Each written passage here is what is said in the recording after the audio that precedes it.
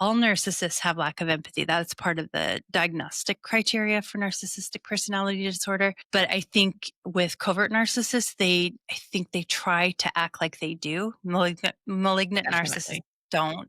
Yeah.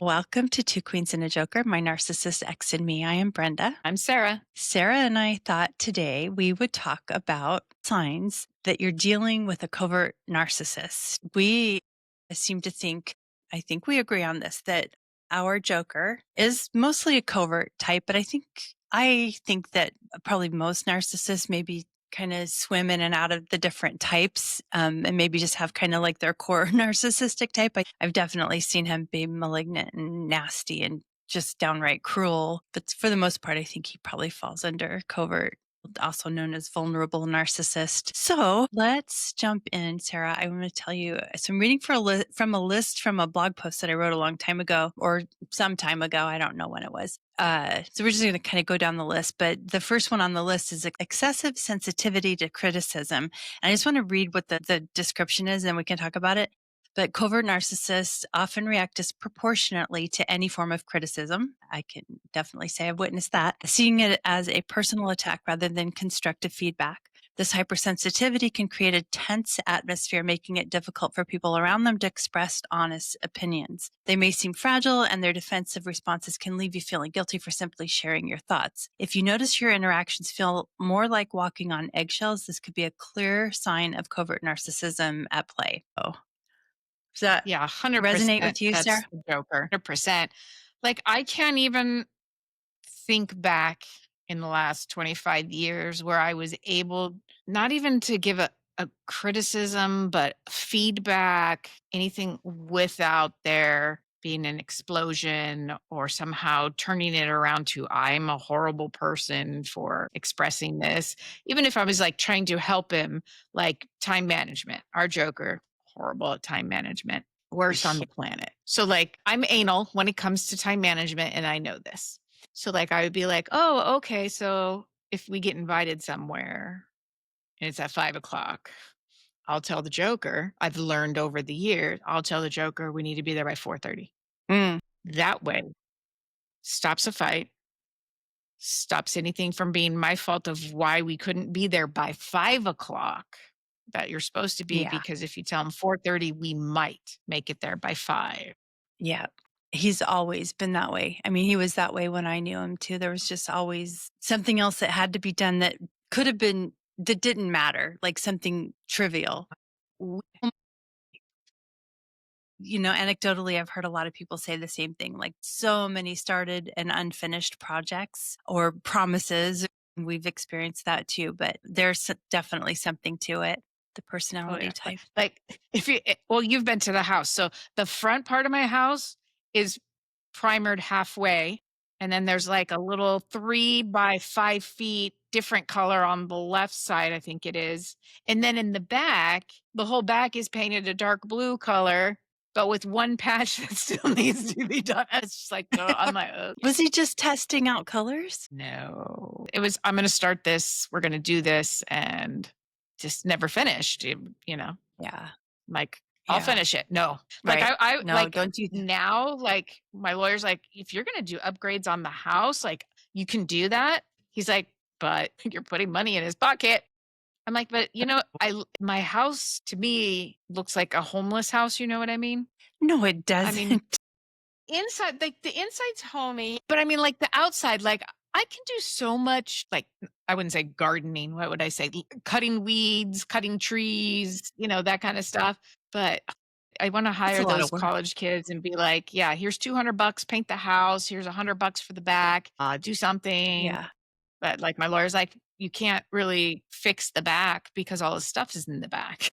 Like, okay. Yeah. So Well, we'll and see. until all that part is settled, why would you put money in his pocket? He owes you so much money. Like, it can wait. Yeah, Yep, it that's can that's wait. pretty You're much where done. I'm at now. Yeah.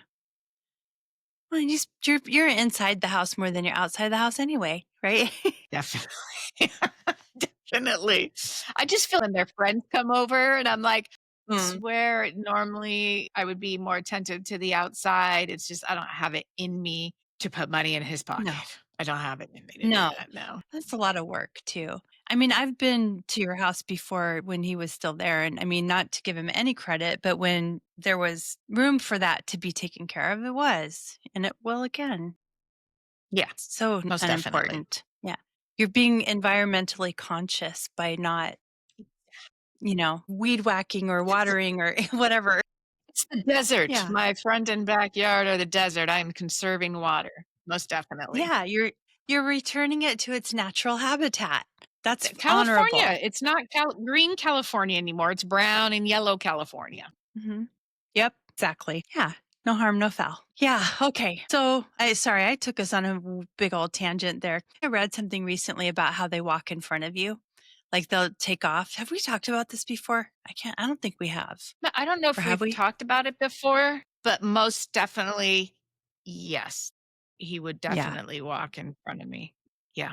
And not being the protective thing, where, "Oh, I'm on that side of the street, the man walks closest to the street." It wasn't like that. It was Oh yeah. he had to be in front. He had to be I think like a superior.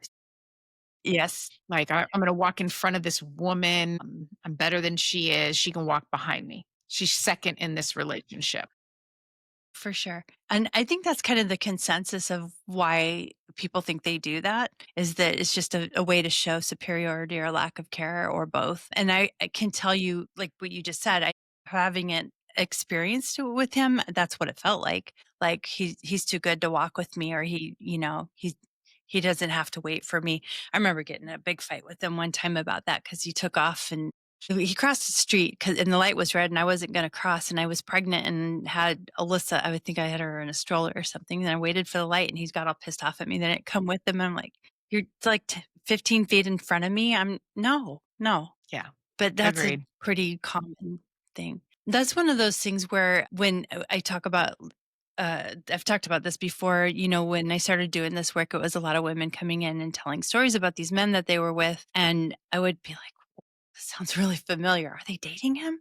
You know, I didn't really think that, but I was wondering. He was married to you at the time, but that was one of the things that would come up was a lot of same story about their person, men or women, walking ahead of them and leaving them behind. It's weird how this personality disorder presents itself, isn't it? It really is. It's like you have step by step. Everybody almost has the same. Yep. Yep. I know. I've said that for years. It's like they all have the same playbook. Like they've gone Yes. to this school of narcissism, got the book, and they all do the same stuff. Yes. It's so universal. And Cliff notes. especially That's what I talking was to going you. to I'm like, what? Yeah. Yeah. Yeah, you said that. Yeah. And hearing you, I mean, just hearing the absolute carbon copy of what I experienced with him, you experiencing just solidifies this in my head too, that they just all do the same thing. No imagination, no creativity in that. Anyway, I shall return to our list. Oh, yeah, the list. Yeah, we're going to weave in and out of whatever we're talking about. Number 2 on the list is feigning humility. They may present themselves as modest. I'm not sure about this one. They may present themselves as modest, but this often serves as a strategy to garner sympathy and admiration from others. Yes. The clever facade can come off as self deprecating, drawing people into their trap of perceived vulnerability. As you engage with them, you might find yourself complimenting them more than you intended, inadvertently feeding their need for validation. Recognizing this pattern is crucial for understanding the manipulation underlying their behavior. I see some of that fits. What do you think? Yeah. Yeah, most definitely. I'd say in the beginning of our relationship, he was able to give compliments Mm. and that kind of stuff. But that later as it moved on, if he was giving like a compliment to myself, it would be like, "Oh, that shirt looks nice on you. Aren't you glad I bought it for you?" Uh, Or yeah. no, it's something that aligns with he did it to improve not me or the kids or what, but the situation. It had to show that he was better than everybody else. Yeah. Of course. Yeah, I don't know. I want to go back to the list or to the description. And I don't think he's ever been modest. That's what I'm thinking. That doesn't match for me because No. he's pretty grandiose in that sense where especially just trying to get attention. Not grandiose Yeah, type. I don't think he really he's the center. No, he's the center. If he's not the center, I don't think he functioned. He gets upset if he's not the center. Like we would have to leave friends' houses because he would feel left out because he's yeah, not the center of their attention. All eyes aren't on the Joker, so he's upset. We're gonna leave. yeah. He takes it personally. Very much so. Takes it as an insult. Yeah, that's typical narcissism, and that resonates with me too. I've seen that with him as well. Number 3 is victim mentality. Absolutely, this one fits. Covert narcissists frequently portray themselves as victims in various situations, seeking to manipulate your empathy and support. Their narratives often involve moments where they feel unjustly treated, pulling you into a cycle of guilt and responsibility. Absolutely. By positioning themselves as the downtrodden, they divert attention away from their own behaviors. If every conversation seems to steer towards their misfortunes, it's a red flag that you might be dealing with a covert narcissist. Hands down, this could have been written about him, at Oh yeah, least in my definitely. experience. No, I mean, Yeah, it's as always, we always say, the no accountability because everything is blamed on his past. How I grew oh, this is how I grew up. That's that fault. Or, later in life, I wasn't treated correctly in this relationship because she thought she was better than me and all and I'm yeah, well, I didn't have that mom figure, so I didn't know how to do this correctly. I didn't know how to treat a woman correctly. I didn't know how to talk to a woman correctly. Didn't know how to not abuse a woman. right. How There's about always just an excuse of decency? yeah, there's an excuse to why he did what he did, and it's always blamed on his past. Can't be held De- accountable. yeah. When I was with him, he didn't blame it on his past. I think he didn't realize he could use that as a tool until much later. Obviously, with you, he did. He didn't do that with me. With me, it was always somebody else's fault. And even the time after you guys were married, and he and I would talk on the phone. Like every time he had a falling out with one of his close friends, it was their fault. Like, and I mean, he would go on and on and on about Augie, or mostly was Augie, but Because they're and very yeah. similar.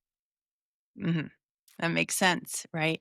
I think he was always deferential towards Thurston. I think he looked Yes. at Thurston as having it together and he I think admired he him. still thinks of them like that, like he has Thurston up on a pedestal. Yeah, for That's sure. what he wants to aspire to, that happy family, a good job, having the friends, having people to count on, but he Yeah. doesn't wanna put forth the effort to earn that and get that respect and reciprocate it to the people that need it the most from him, family, friends, you know?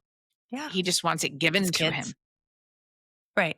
Right. Yeah, he never wanted to do the work. He didn't wanna do the work that Thurston put into having his family. No. He thought well, he felt But like yeah. he was like he used to say, he was handed this because he comes from money, and I'm like, coming from money doesn't make you a good person. It doesn't necessarily make your life easier. It doesn't make you make good decisions or have good choices. You as a human being dirt poor, rich, whatever Yeah. is Yeah, that's not the reason. Yeah, and I don't know that Thurston had it so easy. I don't think he had it easy as like what the Joker would say. I think we all are put through our trials and tribulations and some of us share, some of us don't share. Any excuse will do.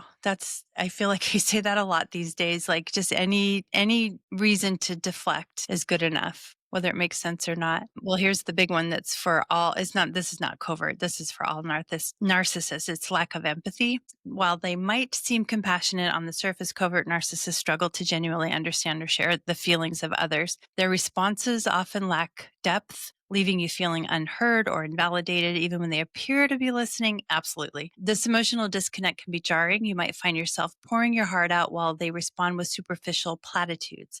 So, like, oh, it'll be fine, that kind of thing. It's essential to recognize when you're not receiving the empathy you genuinely need. And that's in any relationship. But I mean, it's certainly a red flag. All narcissists have lack of empathy. That's part of the diagnostic criteria for narcissistic personality disorder. But I think with covert narcissists, I think they try to act like they do. Malignant narcissists Definitely. don't. Or the actor.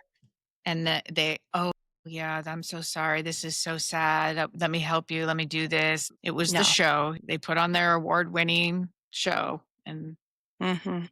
that's it. One time, sorry, I don't know why this popped in my head, but this is a good example of putting on a show. He called me and this was only a well, I don't know. Maybe it was before I moved back to California, which would have been more than 10 years ago. But he called me and he was in the parking lot with, I don't know. It was some woman. It was around Christmas time, and there was a woman, and she was of Middle Eastern descent, which he's so racist, right? And he had to make a big point about how he helped this woman of Middle Eastern descent, and she was trying to put a bow on her car, on the front of her car, and this was at nighttime too. It was such a weird thing. The whole thing was weird. But he was beside himself, like bragging about helping this woman and all the ways he figured out to make the bow stay on her car so she could drive around with the bow for Christmas time. And I was like, it's just so delusional and it's Yeah. self-delusional. Mhm. Do you know this story? Did he tell you about that? No, No. I don't know anything about that one. No. No. Yeah, it was really weird. I mean, he was like exuberant about the facts that he did this. And it was just so out of maybe this was drug induced. I don't know. But he was so, like, proud and beside himself that he could do this for this woman. It's just a nice thing to do, right? Like, you're not gonna win the Nobel Prize for that. Yeah, that's being a human being. Mhm. Yeah.